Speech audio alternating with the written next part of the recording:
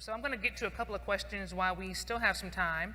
So the four of you are here on stage, and that means that we have two black men, one man who is Latino and black, and one Latino man here to discuss returning citizens. So can you talk a little bit about how race and gender factor into this social justice issue?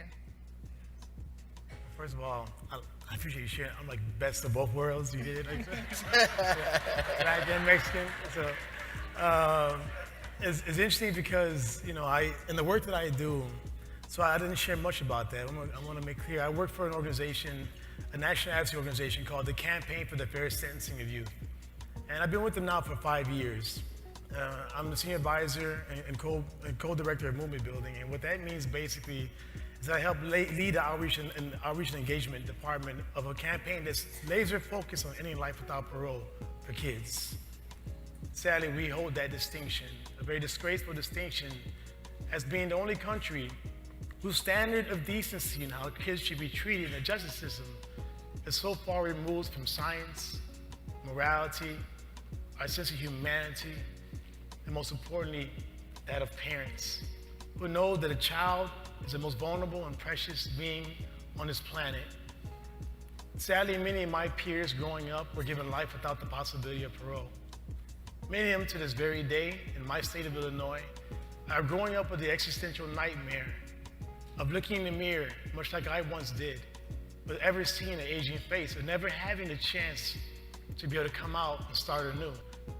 The sad reality for these individuals is that many of them come from trauma. Even more sad is that a black child in our country is given life without parole at a per capita rate that is 10 times that of his or her white counterpart. Within that population of individuals given life without parole, more than 79% were exposed to violence on a weekly basis. 69% of the girls who were given life without parole were victims of sexual abuse. 54% of the total population of juvenile lifers in our country were abused by a caretaker.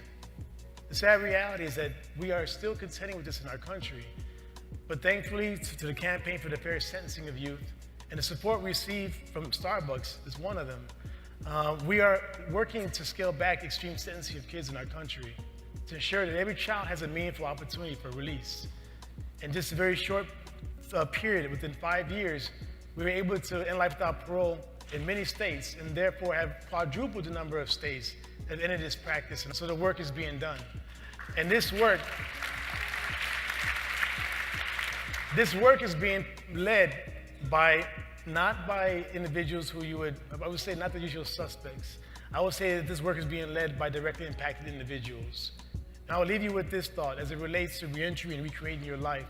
Many people are simply wishing and desiring and dreaming of being able to get out, to meet those challenges. The sad reality is that yes, resilience does get us through, but we need help along the way. Many are coming out now after decades of incarceration. Many of them are having to recreate their lives in geriatric age while contending with mental and emotional damage, while contending with disability, while contending with a society that not only views them as older, as inexperienced, but also as criminals. Yet some of these individuals are some of the most compassionate and loving human beings I've ever met, who came out of prison with a desire to do something better in our society. And so I ask the same question that you asked. What is your policy in hiring these individuals? They are the closest to the problem and therefore closest to the solutions. And I would encourage all of us to think about giving these individuals an opportunity, not just them, but many others with a background, to be able to make an impact in places where they would be most effective. Thank you.